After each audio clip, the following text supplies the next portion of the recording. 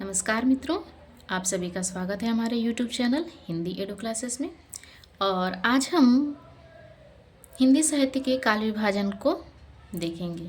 आज का हमारा यह टॉपिक हिंदी साहित्य का काल विभाजन। तो चलिए शुरू करते हैं हम आज की अपनी क्लास।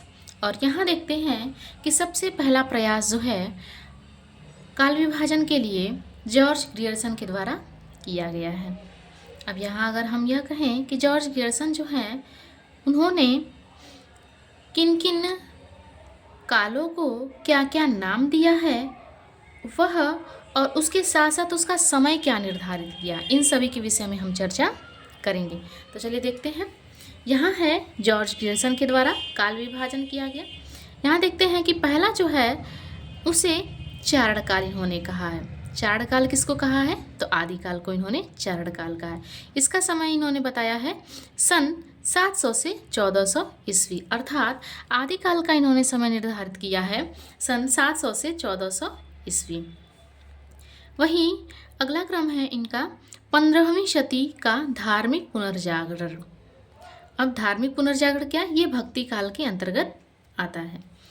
अगला क्रम है मलिक मोहम्मद जायसी का प्रेम काव्य, अर्थात यहाँ धार्मिक पुनर्जागरण में कबीर के संबंधी संत काव्यों को रखा इन्होंने। उसके बाद मलिक मोहम्मद जायसी का प्रेम काव्य, अर्थात जायसी के संबंधित जितने भी ग्रंथ थे उसको इन्होंने इसमें शामिल किया है।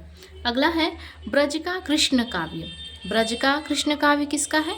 तो अर्थात कृष्ण के विषय में किस कवि ने रचना की थी? तो वो हमारे हैं सूरदास जी। तो ब्रज का कृष्ण काव्य का समय क्या रखा ग्रियर्सन ने? तो सन 1500 से 1600 ईस्वी इन्होंने रखा है कृष्ण काव्य का समय। अगला है मुगल दरबार कि मुगल शासन में उनके दरबार में कौन कौन से कवि रहते थे, वो सारे कवि किन किन रचनाओं को रचते थे, उन सभी के बारे में यहाँ पे चर्चा की है इन्होंने। अगला है तुलसीदास। अगला क्रम है इनका रीति काव्य का, और रीति काव्य का समय क्या रखा इन्होंने? सन 1580 से 1692 ईस्वी। अगला क्रम है तुलसीदास के अन्य परवर्ती, अर्थात तुलसीदास के अन्य उनके साथ साथ जो बाकी सारे कवि थे उनको यहाँ शामिल किया है, और उसका समय क्या रखा है? सन 1600 से 1700 ईस्वी। उसके बाद 18वीं शताब्दी रखा इन्होंने नाम, और उसका समय क्या रखा? सन 1700 से 1800 ईस्वी। अगला है कंपनी के शासन में हिंदुस्तान। कंपनी के शासन में हिंदुस्तान। अगला क्रम इन्होंने रखा विक्टोरिया के शासन में हिंदुस्तान। यहाँ पर आधुनिक काल के बारे में इन्होंने वर्णन किया है। अगला हम प्रयास देखते हैं। अगला प्रयास किया है मिश्र बंधुओं ने। मिश्र बंधु जो थे उनकी पुस्तक का नाम क्या है? तो उनकी पुस्तक का नाम है मिश्र बंधु विनोद, जो कि 4 भागों में प्रकाशित है, और प्रथम 3 भाग का प्रकाशन वर्ष 1914 ईस्वी है, और चौथे भाग का प्रकाशन वर्ष 1934 ईस्वी है। देखते हैं इनका काल विभाजन। तो इन्होंने आदिकाल को प्रारंभिक काल कहा है, और प्रारंभिक काल को भी इन्होंने 2 भागों में बांटा है। पहला भाग है पूर्व प्रारंभिक काल। इसका समय क्या है? सन 700 से 1343 ईस्वी। वहीं दूसरा भाग यह क्या है इनका? तो वहीं दूसरे भाग का नाम इन्होंने रखा है उत्तरारंभिक काल, अर्थात पूर्व प्रारंभिक और उत्तर प्रारंभिक काल। और इसका समय क्या है? संवत सन 1344 से 1444 विक्रम संवत। अगला क्रम है माध्यमिक काल। माध्यमिक काल किसे कहा इन्होंने? तो भक्ति काल को कहा इन्होंने। माध्यमिक काल के भी इन्होंने 2 भेद किए।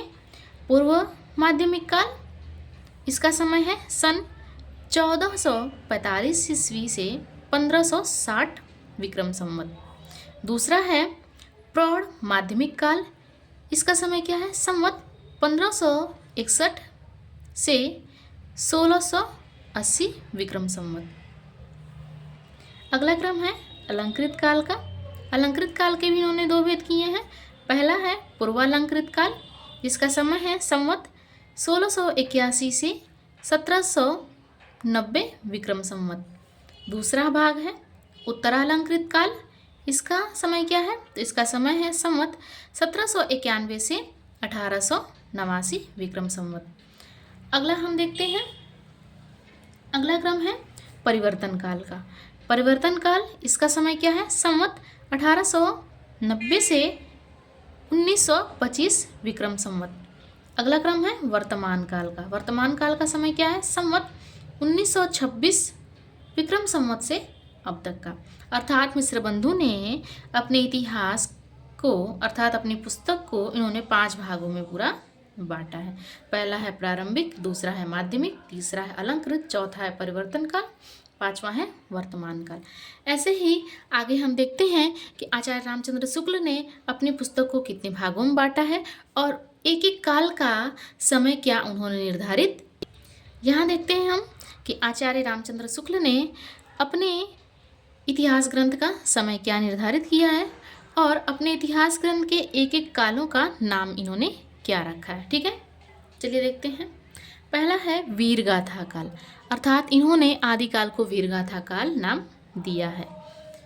उसका समय है संवत 1050 से 1375 विक्रम संवत। दूसरा है भक्ति काल। भक्ति काल किसे कहा गया? तो पूर्व माध्यमिक काल को कहा गया और इसका समय क्या है? संवत 1375 से 1700 विक्रम संवत। रीतिकाल, रीतिकाल किसे कहा गया? तो उत्तर मध्यकाल को कहा गया है। इसका समय है संवत 1700 से 1900 विक्रम संवत। अगला है गद्यकाल, अर्थात आधुनिक काल को इन्होंने गद्यकाल कहा है। इसका समय क्या है? संवत 1900 से 1984 विक्रम संवत। ठीक है, यहाँ हमें यह पता चलता है कि आचार्य रामचंद्र शुक्ल ने हिंदी साहित्य के इतिहास को 4 भागों में बांटा है। पहला वीरगाथा काल, दूसरा भक्ति काल, तीसरा रीतिकाल, चौथा गद्यकाल।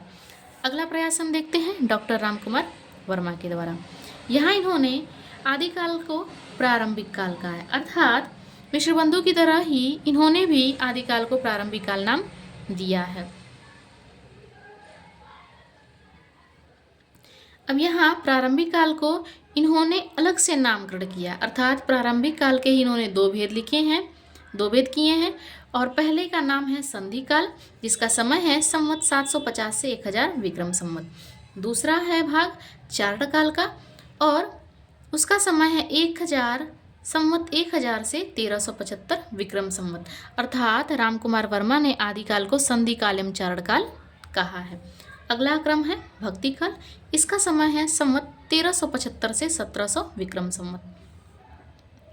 अगला क्रम है रीतिकाल का। रीतिकाल का समय है संवत 1700 से 1900 विक्रम संवत। और आधुनिक काल है आगे। आधुनिक काल का समय क्या है? तो आधुनिक काल का समय है संवत 1900 विक्रम संवत से अब तक का समय। यहाँ हुआ रामकुमार वर्मा का। तो रामकुमार वर्मा ने आदिकाल जो है उसके 2 नामकरण किए हैं, संधि काल एवं चारण काल। और कुछ कालों का जो समय है वह रामचंद्र शुक्ल के अनुसार इन्होंने भी माना है। अगला प्रयास हम देखते हैं हजारी प्रसाद द्विवेदी का। हजारी प्रसाद द्विवेदी जो हैं इन्होंने ही आदिकाल को आदिकाल ही नाम दिया था और इन्हीं के नाम को सर्वसम्मत सहमति मिली थी और सभी ने अपना मत दिया था कि आदिकाल को आदिकाल ही नाम देना चाहिए। अब यहाँ देखते हैं आदिकाल का समय इन्होंने क्या बताया है।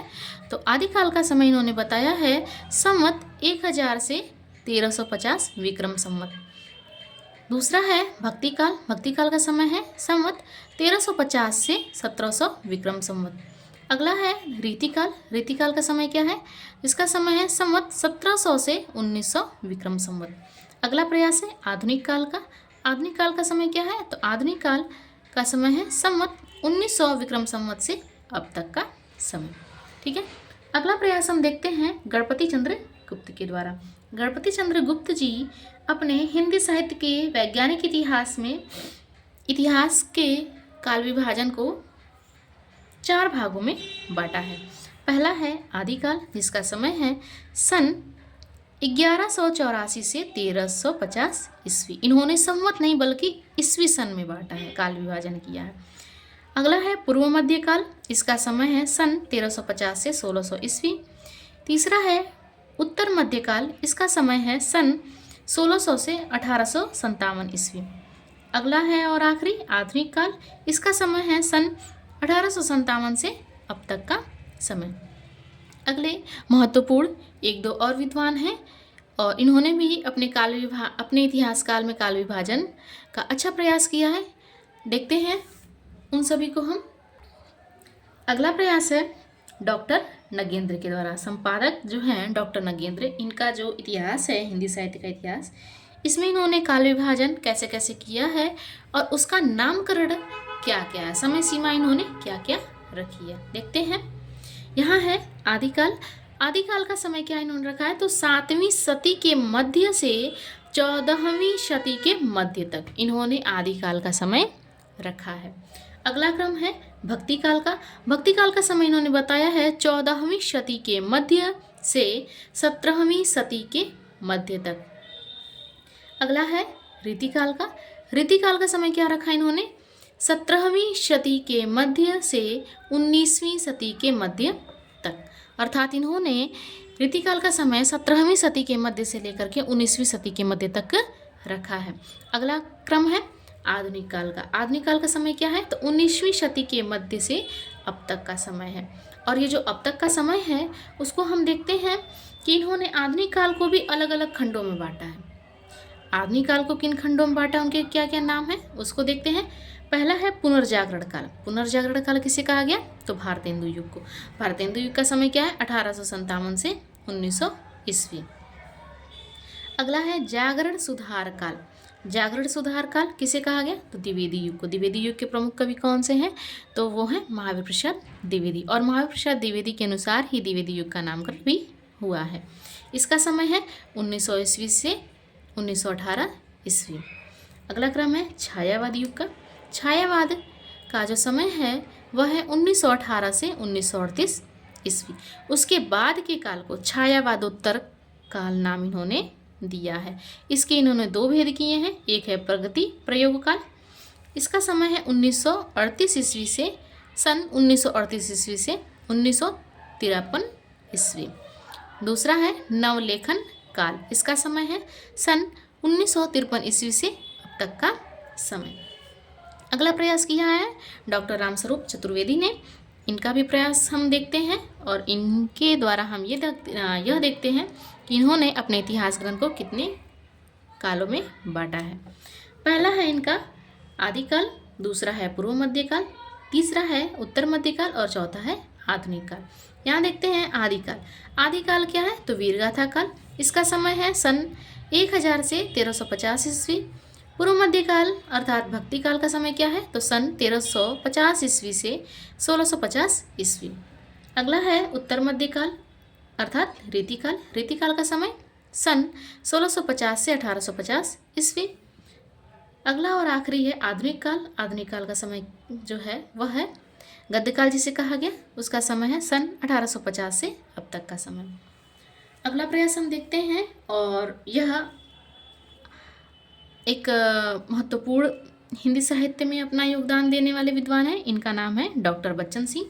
इन्होंने अपने हिंदी साहित्य के इतिहास को किस नाम से लिखा, तो इनके इतिहास का नाम था, इनकी पुस्तक का नाम था हिंदी साहित्य का दूसरा इतिहास।